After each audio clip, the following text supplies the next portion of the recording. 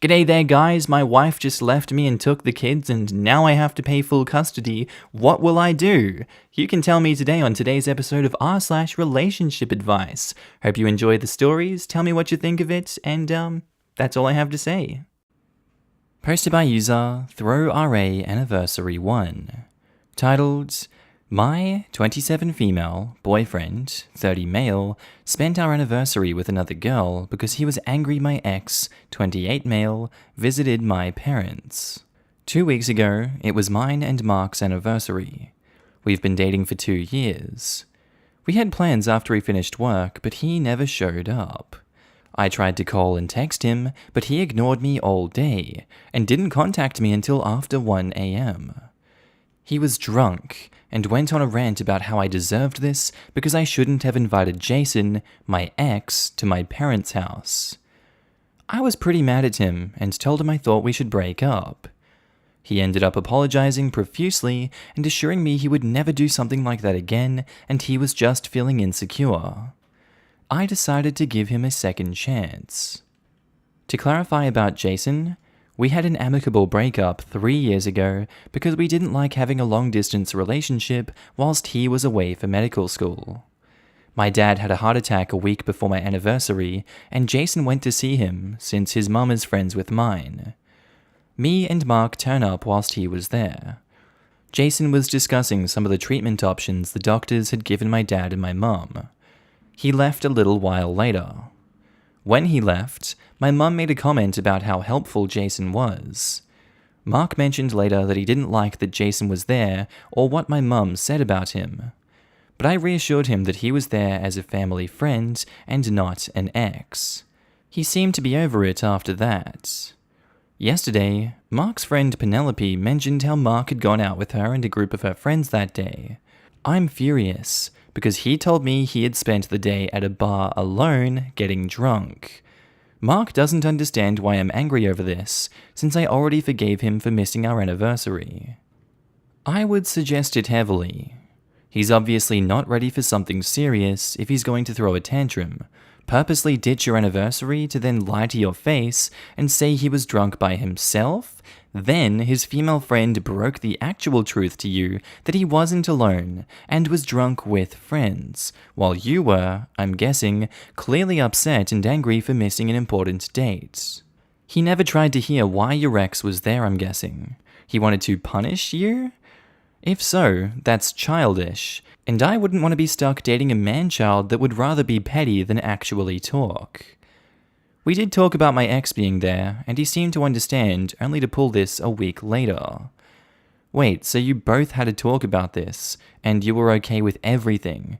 Then he acts passive-aggressively and like a man-child about it? Yup. Yikes, honey. Leave. He can't pull this after you explained everything. There's no point, and he's definitely acting like a brat.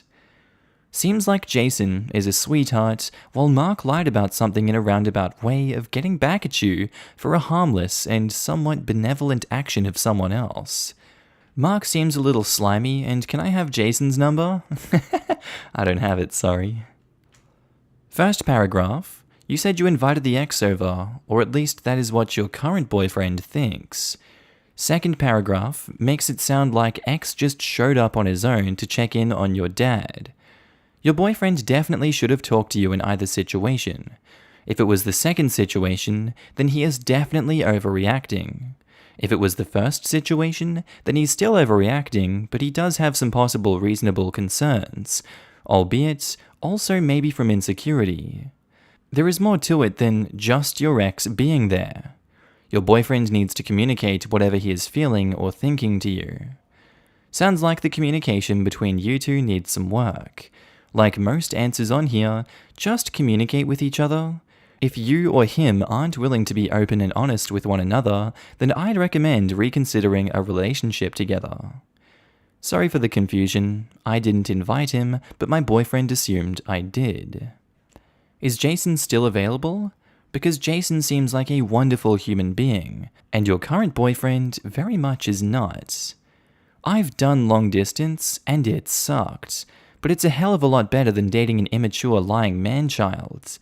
Dump Mark, Call Jason to express your gratitude and ask to catch up over a coffee or something. Updates. After I posted my original post, I asked Mark for some space to think and went to stay with my parents. He was upset, but he said he would respect my decision. He did send me over one text after I left, which he said that he was sorry and he loved me.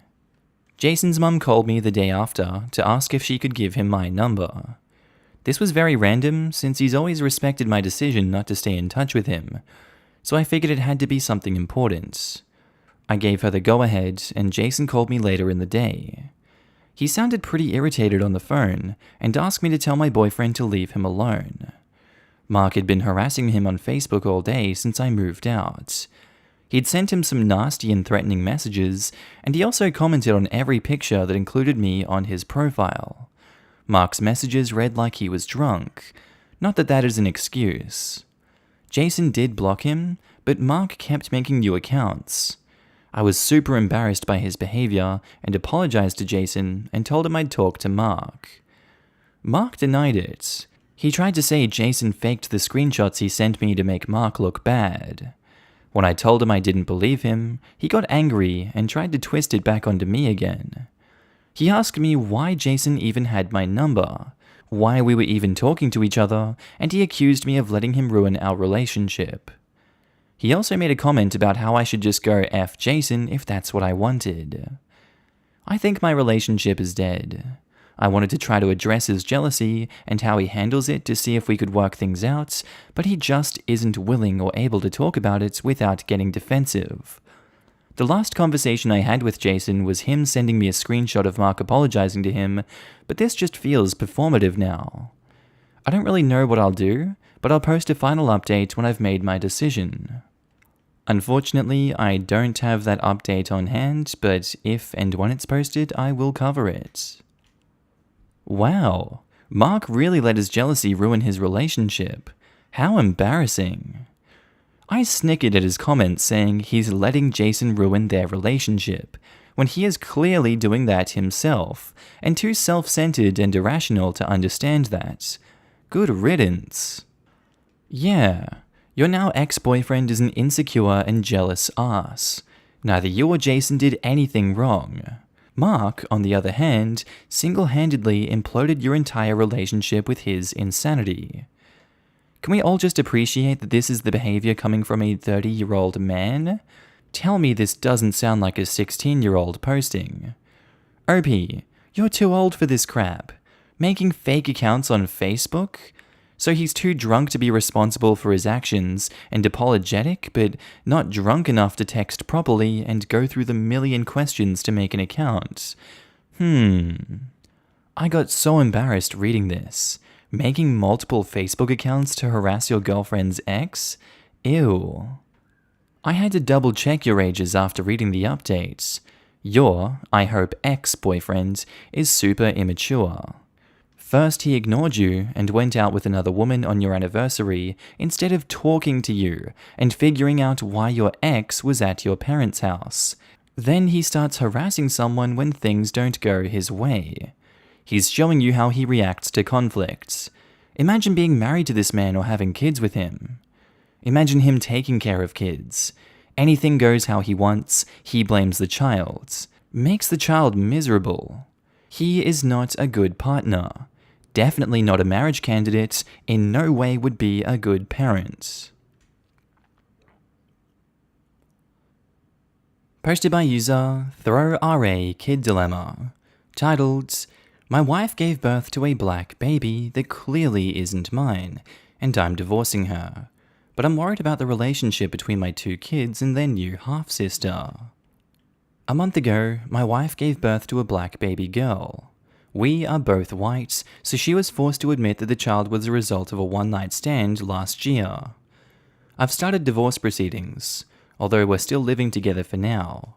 Between our two boys, aged 2 and 4, I've had paternity tests for them and they came back positive. Her infant daughter, and her having lost her job due to the pandemic, living together as amicably as possible until the divorce is settled, is an unfortunate necessity.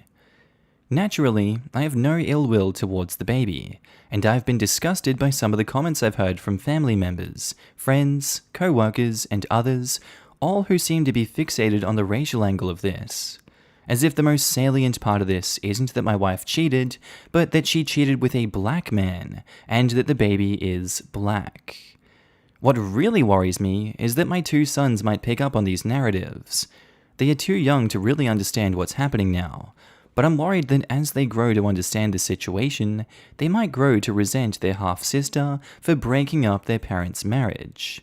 And worse, that their resentment might express itself in a racist fashion, under the influence of the aforementioned racist narratives. Any thoughts on how I should try to influence my sons away from that perspective? It probably doesn't help that we live in a suburb with very few black people, and their half-sister is really the only black person my children know. I'll tell you what my dad did, and you can use this info as you will. He invited my little brother, who was not his child, along with me to stay during the weekends. My brother wasn't the product of infidelity or anything. He's just my half-brother. My stepdad's son. But I didn't know for a while because my dad brought him along to the museums and water parks and movies, etc. pretty much any time I was at his place. My little brother was too, and he never complains. He loved my brother. So that's an option. You can have the baby come with your sons occasionally, and make sure they're treating her okay, and be an example for his to treat their sister. I'm no parent, but I think telling the boys to love their sister no matter what would do the situation some good, or at least to keep the message consistent through their upbringing. Thank you. I agree that consistent messaging is important. Probably need to coordinate that with their mother as well. Especially telling them to look out for her and help protect her. If they learn empathy early on, you might raise kids who do the exact opposite of what racists do. I second this. When my brother and I were little, we lived in an all-black neighborhood in Philly, and my mom had a talk with me about sticking up for any friends who might encounter some racists. I remember not knowing what she was talking about at the time because there were no other white kids around besides us. But when we moved to the suburbs, we definitely encountered some a-holes as we got into our teens. Then I knew what my mum's talk was all about. But I think even regardless of having a specific talk about encountering racists, they'll kind of just know how ridiculous racism is if they're growing up with a sibling who isn't the same race as them. Kids have to learn racism isn't natural. I grew up in an all-black neighborhood myself in South Philly. My mum sent me to Catholic school out of the neighborhood for a better education. What a joke that turned out to be, where all the kids happened to be white. I transferred to that school in the 3rd grade, and that was the first time I saw racism.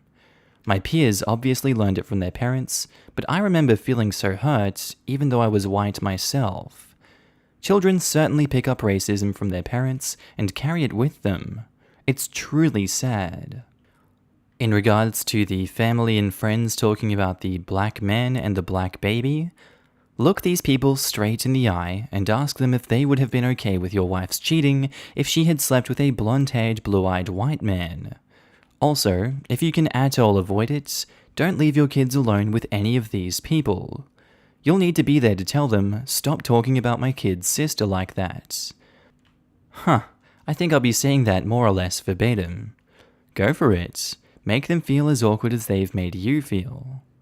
On the part about sleeping with a blonde-haired, blue-eyed white man, sadly, it does appear that it would have been less egregious to them if this was the case. They would never admit it though. Also, it's tangential, but as a non-American, the remnants of the one-drop rule in modern-day US society are so surprising to me. Opie talks about how this is a black baby when the kid is equally as white as she is black, but rather than mixed, she is called black, completely erasing her white side. Not pertinent to the post, but odd to me nonetheless. I completely agree, but it felt weird writing half black, half white every time, and saying mixed would be insufficient given the specific nature of anti-black racism and sexual stereotypes. I've had 3 people say bullcrap about supposed black endowments to my face.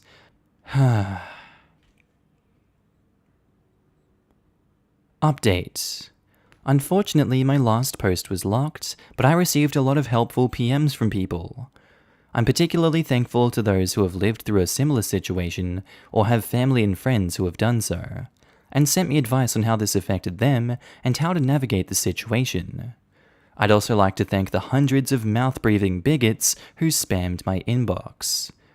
The big takeaway for me was that I'd need to lead by example here, not excluding her in any way because of her paternity, so that she and my sons would see her as a full member of the family. Also that I need to be more active in confronting the bigoted and ignorant nonsense I've been hearing, and teach my sons to do the same to protect their sister. I've spoken to some of those responsible since, and made clear my feelings on this, and that she is to be treated as a member of the family. And that if I ever find out that they've said things like that to my sons or their sister, that they won't be allowed around us anymore. I've spoken to my wife about this, and we are more or less on the same page. She has been begging me to forgive her and not go through the divorce, but that's not going to happen. Even if I didn't consider the cheating unforgivable, I just don't feel any love for her anymore other than a platonic affection for her as the mother of my children.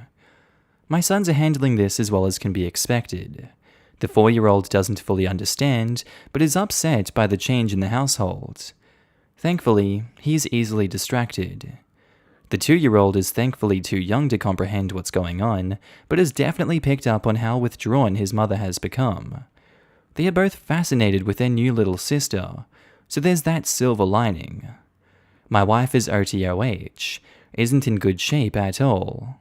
She was depressed even before the birth, and now with everything, our divorce, her infidelity being revealed, and the backlash from family and friends, PPD, and the exhaustion from raising an infant, she is barely functional.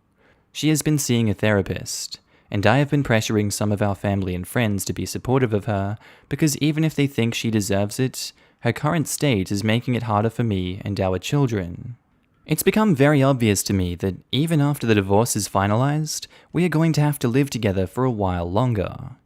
She is in no shape to be taking care of 3 kids without someone else around to support her, and I'm not willing to deprive her of her sons by seeking sole custody. It's also too difficult financially, since she's lost her job because of the pandemic. As for the baby girl, she's healthy and fairly easy by baby standards. Since I've been helping care for her, I've bonded with her and discussed the possibility of adopting her with my wife.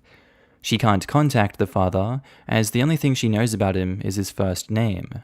And given our co-parenting situation, it feels like adopting her as my daughter would be the best outcome for all involved. However, there has been a wrench thrown in that plan. It was brought to my attention that there may be a way of finding the baby's father, namely by having her DNA tested by Ancestry DNA. If the father or one of his relatives has also taken the test, we may be able to find him through their DNA match database. If I'm being completely honest, I'm not happy about this.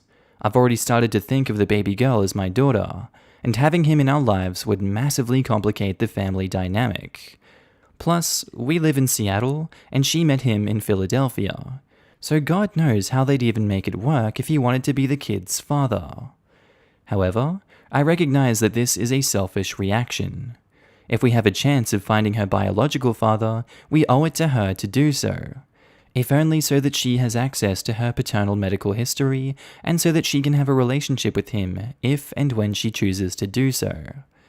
I've read a few accounts by children raised by non-biological parents, and a common thread is their desire to meet their lost biological parents, so that's that. We have ordered an Ancestry DNA kit for her, and I guess we'll decide our next steps once we get the results back in a couple of months. I'm glad to see the pieces are falling in place for you and ending up as well as they can in these horrible situations. Stay strong and live your best life and be the best version of yourself you can be. Thank you. A lot of people can take something away from your post: how to treat other human beings. Not only the ones who have made mistakes, but also the ones who simply need a loving parent. I wish you the best. You really deserve it, buddy. OP is a great person, but I would not describe his wife as a person who makes a mistake. Forgetting to buy eggs at the store is a mistake. Fudging another dude and getting pregnant is a complete betrayal of trust towards your lifelong friend and partner. It's an unforgivable betrayal. You've just summed it up perfectly. Cheating cannot and should not be made into just a mistake. The way you are dealing with this with a level head is commendable, and that child is very lucky to have you. Many people wouldn't respond how well you are, and you deserve a ton of credit for that. Your life was thrown upside down, and you are still putting the baby's best interests first. I hope everything works out well for you. You deserve that. Alright, that's where I think I'm going to end today's episode, guys. As always, I really do hope you learned something or just really enjoyed the posts that were put up today. Quick shout out to all my new and existing Patreon and channel members. You should be able to see your name on screen right now, and if you don't, then I don't think you're part of the club, and you really should join the club because it's a great club. And I want to thank every single one of you guys for supporting me in this journey. It really means so much to me, and I love you all so much for it. Thank you for helping me out. As you can tell, I'm now happy and healthy back in Australia. Thank God it's not cold like Ireland. I don't like wearing jumpers everywhere. I prefer the heat. Thank you very much. I know that's an unpopular opinion. Anyway, guys, I really do hope you enjoyed today's episode. I'll see you in the next one. Have a good day, night, sleep, whatever you're up to, and I'll see you later. Bye.